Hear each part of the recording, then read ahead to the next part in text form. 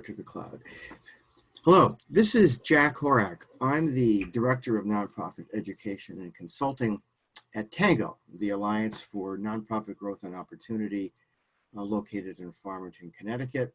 And I'm here today with a good friend of mine, Jimmy LaRose. Jimmy, please introduce yourself and your organization.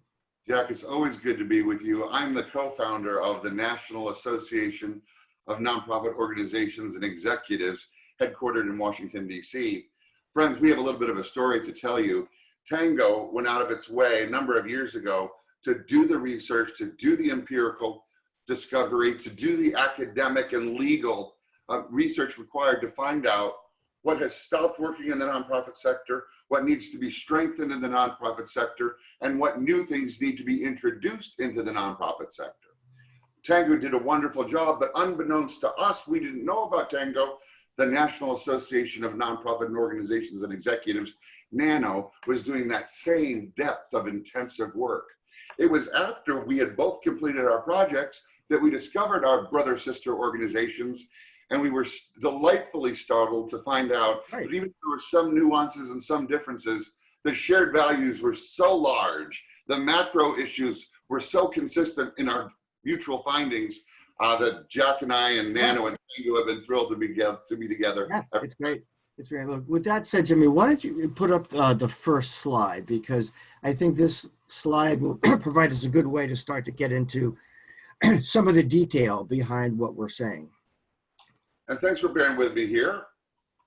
It's good. There we go. All right. I mean, the way I look at it, the word demythologizing the nonprofit sector is worth pausing and looking at for a second. Great word. Because what it's a word that came out of 20th century theological thinking, but in this context, what we're saying is that there are myths in our proposition. There are myths that lie behind the nonprofit sector that really are, I'm going to say it outright, deleterious to the sector in the 20th century. And what we're doing, and you and me through this, and what our organizations are doing, is trying to tear out some of those myths and re-examine them, and then to suggest boldly, as we do on the same slide, that you can operate like a business and get better mission incomes at the same time, right? And what I love about that word is when I say operate like a business to most nonprofit people, there's cognitive dissonance. It just doesn't register. It's like, what, you've got a square peg and we're a round hole. And I say, no, you got to, that's a myth. and you got to scratch below the myth, and you'll find out that you can operate like a business in all ways, except that you're not operating for profit. And that doing so makes your mission outcomes better. Okay. Agree on that one, Jimmy? Yeah, and as the next slide says, we both independently came to this conclusion, and what I really mean, I was practicing law for 40 years, so I represented tons of nonprofits, and so the research I did was really more on the legal side of things, as I saw the way these entities operated, and I thought that they needed to operate more like a business. And then my research was, well, are there any legal impediments to this? Are there problems so obvious with that will fail from the start? And then Nano came on, and you added a layer on top of that. I think I was more foundational in thinking, but what you did is you took all the great work, that Kathleen Robinson did at Clemson, and you put out a tome, of the research that gives, like you said, an empirical foundation upon which my foundational thinking lies. And what we want to do is we want to get this thinking out into the sector, right? By any way we can, because we're not well received all the time. I think, Jack, you've summed up the fact that both Tango and Nano have shared values. We did the hard work independent of each other, but the conclusion was that we have to take what we know is working in the for-profit sector, and without a piety and with great abandon, apply those same principles to what I now call the impact sector. We've called it the independent sector, we've called it the 501c3 sector, we've called it the charitable sector, we've called it the nonprofit sector. I would like to reposition all those sectors as being the impact sector. That works. I want to go to your first slide and comment on how it startled me. I'm going to go to that next slide. Okay. Oh yeah. So let me just introduce it. What we have in this set of slides is 4 or 5 slides that I prepared that we label propositions, and these are those legal fundamentals conclusions I reached about those fundamentals after a lot of research and time. So this is the first proposition upon which that thought paradigm is based. And go ahead, Jimmy.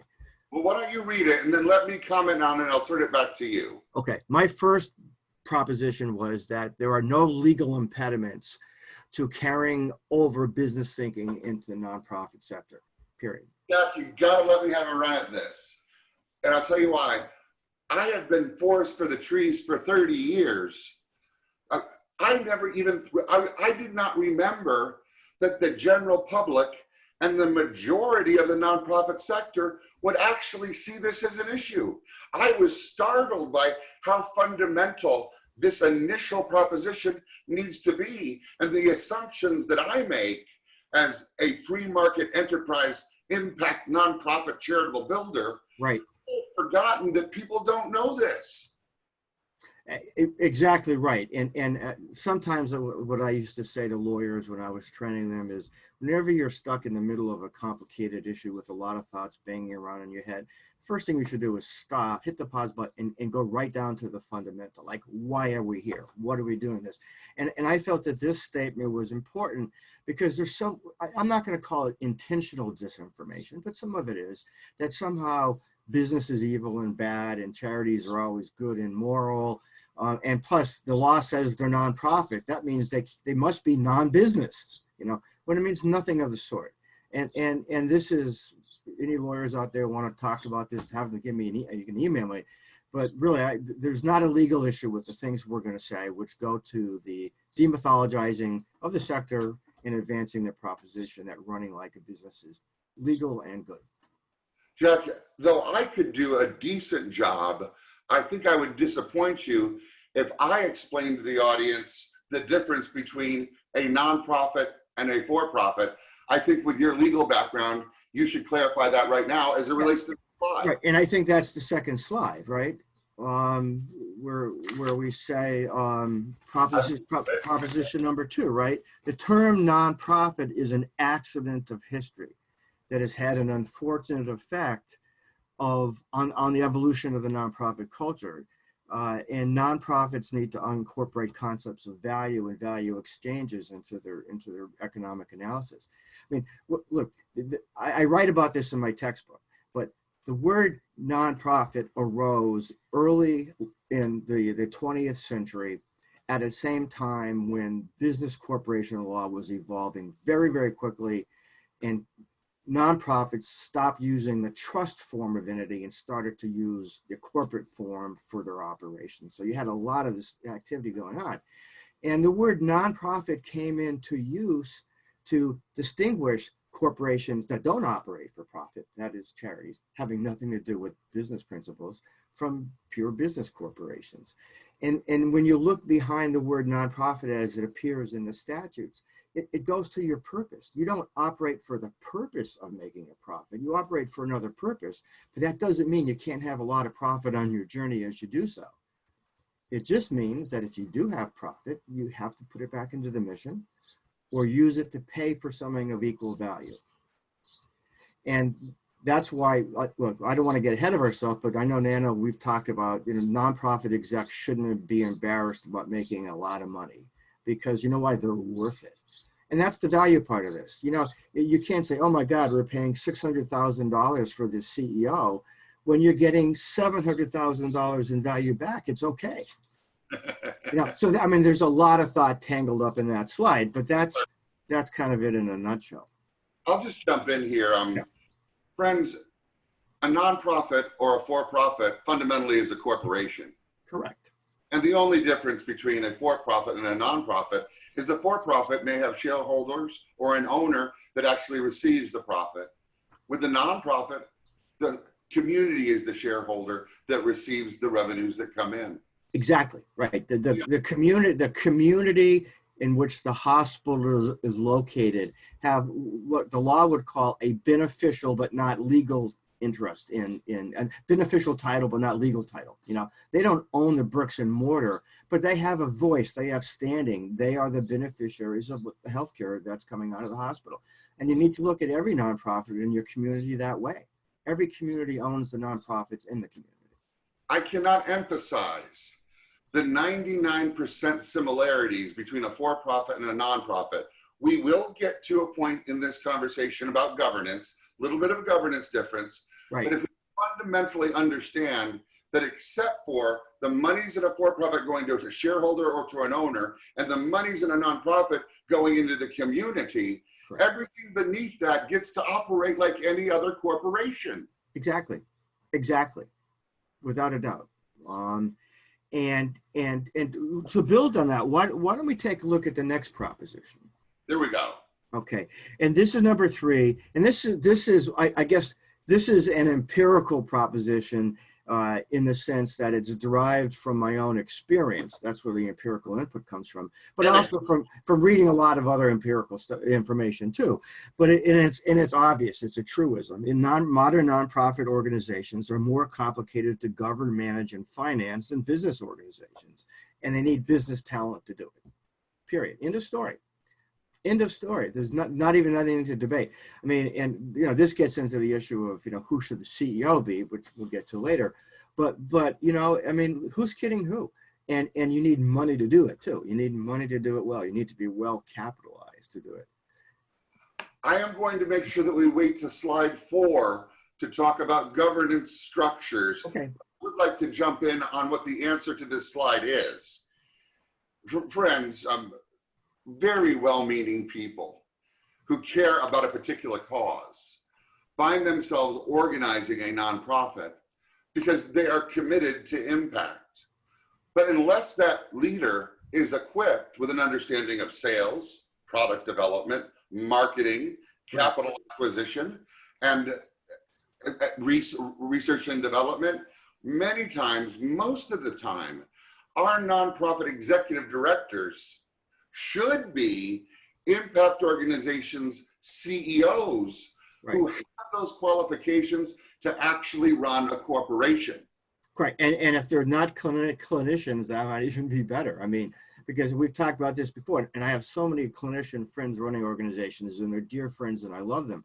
But you know, I think they would, if they're honest, they would be the ones to tell you that they were trained as clinicians, as caregivers, so they see that is their mission in front of them, not realizing they've got their hands wrapped around this major corporate enterprise with unions, 3 layers of financing, you know, Medicare, Medicaid, employees suing them and owning group homes. I mean, it's massively complicated stuff, you know, and you need need people who can run all that stuff, you know.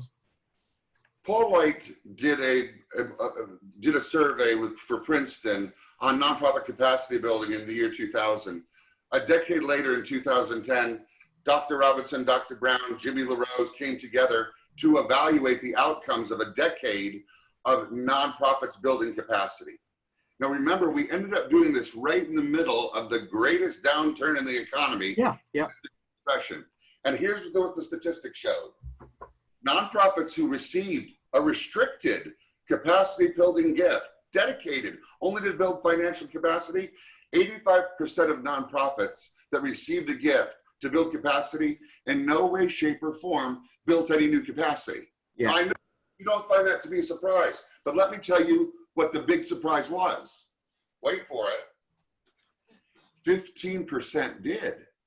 We were able to take that sample and evaluate the constructs, and you want to know what emerged? I'll tell you. In each organization's case, first of all, there was a strong leader at the C-suite level. Boy, is that mostly the CEO, but some the COO, certainly the CFO. But in the 15% of cases, by the way, where nonprofits received a restricted gift and were flourished and exceeded during the greatest downturn in the economy since the Great Depression, the first issue was the C-suite level executive. The second thing is they had created programs that not only served a particular population, but they externalize their mission for the purpose of serving donors and Yeah. raising money. They Yeah. prioritized the acquisition of cash, the Exactly. same And, prioritized program. Go ahead, yeah. Jack. Yeah, no, I'm saying, and this is great stuff. And just for the viewers to know, we're going to get into what Jimmy is saying in detail after we get through the propositions, because there's a lot of information packed in what he said. And so to unpack it, you're going to have to take a little bit more time, and we'll give you the time and you'll listen to us. So we're doing pretty well here, my friend. Proposition number 4. Proposition number 3 for me, Jack, ultimately is the strong CEO. Yeah. Now, if we move to proposition number 4, we start to talk about governance. Go ahead. Yeah, and what I say is that, and this is just an epiphany from watching the world go by, representing as a lawyer businesses and nonprofits at different times. And modern nonprofit organizations are corporations, and they have to be governed in accordance with corporate law principles. This is especially the case with respect to the board of directors. The role of the board of directors has been diluted in the nonprofit culture and should be elevated to its proper place at the top. Now, let me explain what I mean by that. Is take a typical client that I had. It had 500 employees, 100 million in revenue, operations all over the state. As complicated could be, right? The law of corporations under which it is formed, and all nonprofits are formed, gives ultimate power and authority to the board of directors in all respects. And that power can be delegated down legally to a CEO or to a COO or someone else in the chain of command. But that's where the buck stops. And too many people go on boards completely oblivious to this fact, that their voting decisions can make or break people's lives, that their decisions can make or break finances, that if they don't do their job, and there's a lot of mush in there, and I think reinvigorating boards with that dictate, that command, really, do your job, is really important. And I think one of the problems the sector has, that we've written about this, is that it's hard to get volunteers to do this kind of heavy lifting, which leads to our conclusion that, well, you should just pay your board members, but that's a different issue. But that's really what I'm getting at here, Jimmy. I'm not going to contest at all the strong CEO model, because boy, do I mean that. And the CEO will be delegated a lot of power and authority by the board, but you need one who can really take that power and authority and go out and just make things happen, Jack, I love the way you described some previous structures. At Nano, our conclusion was the strong CEO certainly needs to be empowered, but the fact that they are annually evaluated by a competent board of directors, and I'll get that in a minute, the fact that they're evaluated in 2 areas, finance and impact, a separate audit by an outside firm, not the board, not internally, a separate audit does a financial audit. Yeah. A separate firm also does a program audit. And at the beginning of each year, the strong CEO shares his or her vision for the organization. It's not about the board's vision, friends. Yeah. And the newsletter I just did for Inside Charity talks about our recommendation that there be an employment contract for the CEOs. And this is the reason, Jimmy, what you're saying is exactly the reason I say that. Put all this in writing. First meeting of the year, have the discipline, the strong CEO to say, all right, guys, before we start the years off, we're going to do X, Y, and Z. What you just said, we're going to understand how we're going to do an audit of finances through our CPA. We're going to bring a program auditor who will look at how well our social work is being done. And you'll have the third two, I forget what it was, the third two. Well, the truth of the matter is, Jack, as far as our model is concerned, I'll tell you what kind of board members we have. Okay. We have a very small, agile board. Working group theory says any working group that's more than 5 to 7 people is no longer a group that works. Yeah, I agree. Yeah. I'll go with what our board does, because here's what's great. We do have to follow the law, the corporate structures you just mentioned, but I just want to try to give the opportunity for our viewers to understand this really works. So you have a business expert on the board. Yeah. You have a program expert on the board. You have a financial expert on the board. You have a legal expert on the board, and you have a nonprofit expert on the board. There's 5 board members. Maybe if you have 200 employees, you have a personnel expert on the board. But let's just say you have those 5 board members. Fundamentally, they agree to the CEO's vision, and at the end of the year, they evaluate the finances and the impact. Correct. 2 separate audits. Yeah. Now, they also comply, the board complies with all of the IRS requirements. Now, with that being said, Jack, that's why I'm asking to stop turning a board of directors into a special events committee, turning a board of directors into a fundraising committee, turning a board of directors into a public relations committee. If they could just do or be responsible for these governance functions, they would have the bandwidth. It would be lighter affliction, if you will, but it would be very achievable. Look, let me tell you, again, I couldn't agree with you more. And let me, to put it in kind of case of some vernacular encounters, you know, 5 or 6 is all you really need on the board with the skill sets you just said, the diversity of skill sets you just said, you know. I've never been at a board meeting that couldn't have been completed in a third of the time it took for the meeting to happen.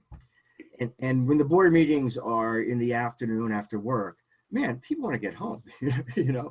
And third, when you get more than 7 or 8, there's this natural instinct some people have to want to be heard. So you're going to, there's a greater chance that a point that's minor will end up being chatted about for 15 minutes at 8 o'clock at night. So, you know, and so my point is, yeah, I mean, rein it in, guys. Learn to work with the board of 5. And you can always have extra committees of volunteers to do the gala, to do the golf tournament, and those other things.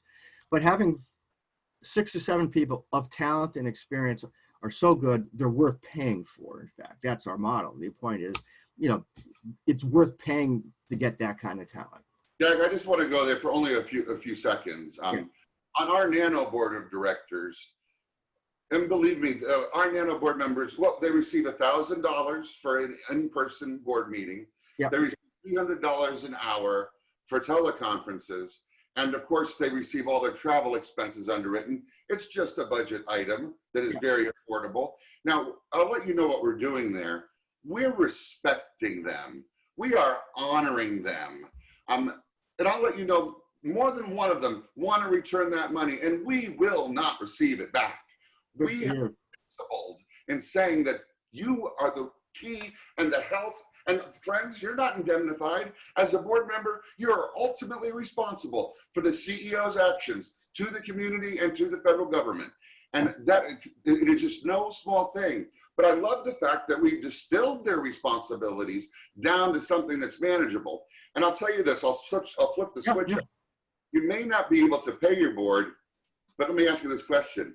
If you did pay your board, which members would you keep? Yeah, exactly. And sometimes when I mention this to people, they think, well, we've got this board of 30 people now, and they're all going to get paid now. No, they're all gone. and you might pick 1 or 2 of them to be on the paid board, you know. And let me just emphasize, you know, it's not unlawful to pay board members, period. The only IRS requirement is that you not pay in excess of what the value of the services you're getting back are. And that's a fiduciary duty on your part anyway, right? So, I mean, candidly, I could see an organization with a $100 million budget organization with a board of directors of 7, pay them all $10,000 a year.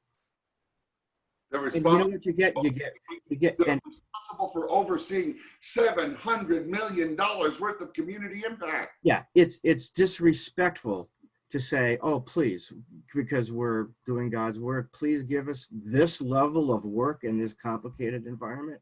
I mean, I think it is disrespectful. And you know what?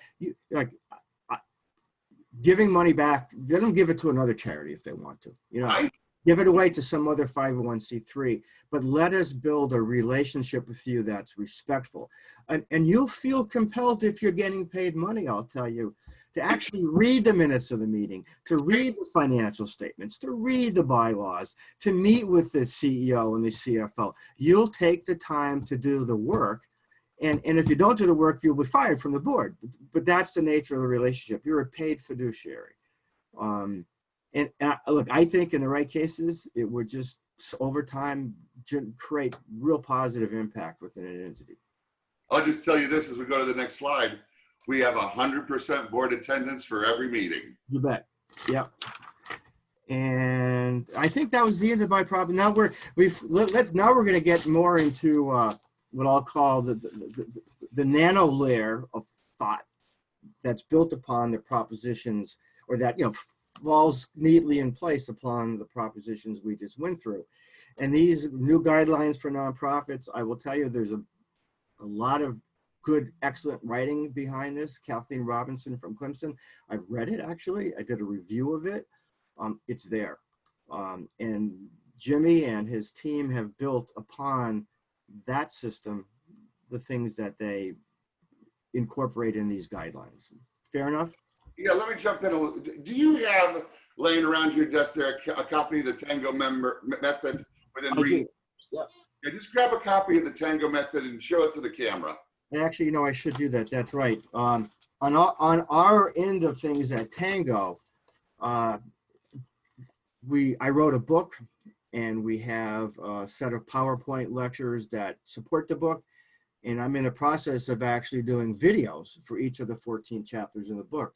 But what this book is about is taking all of the essential information you need to operate like a corporation and in the business world, and putting it all there for directors to learn and executives to learn in a way that's transparent and easy. That's what Tango. I read the Tango method. Thank you for reminding me, Jimmy. Yeah. Well, after I read the Tango method, I argued in the Tango Nano relationship that if you were thinking in terms of a 10-story building, yeah, the Tango method, that tome that Jack is responsible for putting together, it is the absolute foundational cornerstone for the rest of Nano's new guidelines for nonprofits. Jack has summed up in the easiest way possible the minimum requirements that you as a CEO or a board member have to adhere to in order to enjoy all of the new guidelines for nonprofits that I'm about to review for you briefly. Would you sum that up? Would you agree with that, Jack? Well, I just got to sum up for us, friends. Yeah, you're good. Thank you. One, yeah, two, three, zip. Yeah, the role the Tango method plays as the cornerstone for new guidelines for nonprofits. New guidelines for nonprofits is, well, threefold in the way we're able to deliver it. The first is the 1,100 pages of new guidelines for nonprofits. And as you see here, networking and engaging, harnessing the power of differentiated relationships, strong CEOs, character, competence, courage, vision, actions, and achievements, build financial capacity, secure technology equipment, legacy facilities, and working capital for impact, boost financial capacity, secure opportunity, risk, and change capital for significant impact. Then you must evaluate impacts before, during, and after strategic growth actions. And then, I think you've got a feel for it already, system shock, leadership structures and governance cultures that soar. Now, friends, this is not meant to be a book that you sit down with at night in your bed and that you read. No, it is a reference. When you find yourself tackling a particular issue, you will go to this new guidelines for nonprofits, and your position will be backed with academic authority and empirical research, and it will support you as you transform your nonprofit. We are not asking you to go and blow up your board of directors. We're not asking you to go and change everything all at once. You have to be wise. You will choose one area that you think is the right starting place, and you'll continue to grow it over a matter of months and years in order to accomplish this. So there's new guidelines for nonprofits, but let me tell you what else there is. There is also Nano Credentialing. And new guidelines for nonprofits, you can receive your certified nonprofit executive credential at Nano.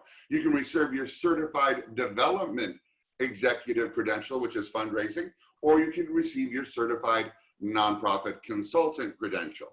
So not only do you have new guidelines, but the credentialing is multiple choice. And I'll let you know that at our age, we're not about trying to see whether or not you can pass the test.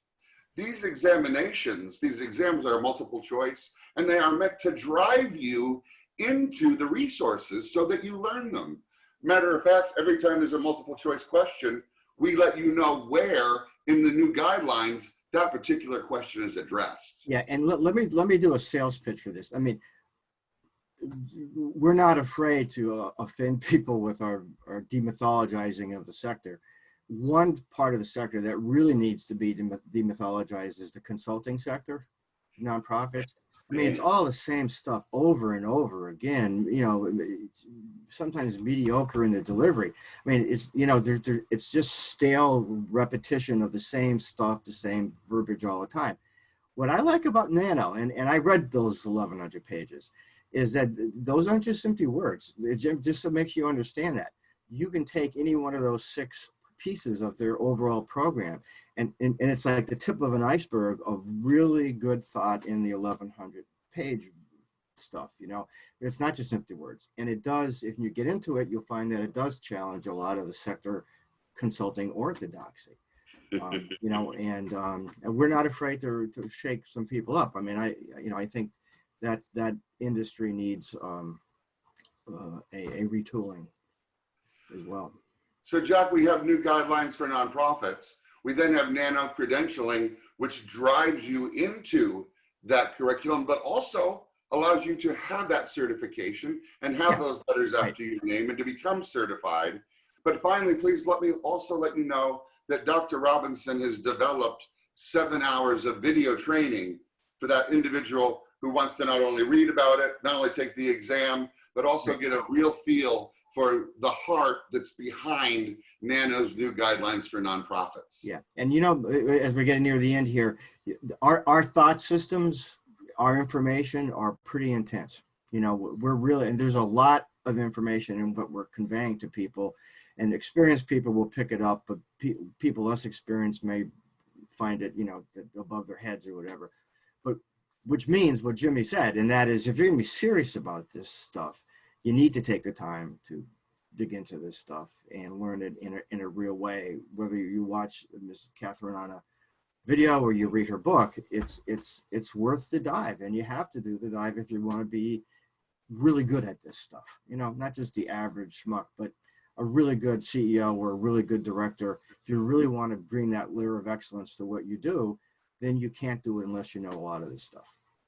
You know, Jack, I just want to think through how do we help a nonprofit CEO, how do we help a nonprofit executive director transform into a nonprofit CEO? And you know, it's kind of a binary choice. You may find that you want to know what, I would be a better program administrator than the CEO of a nonprofit. Or you could say, I want to become that CEO of a nonprofit, and we want to support you in either decision.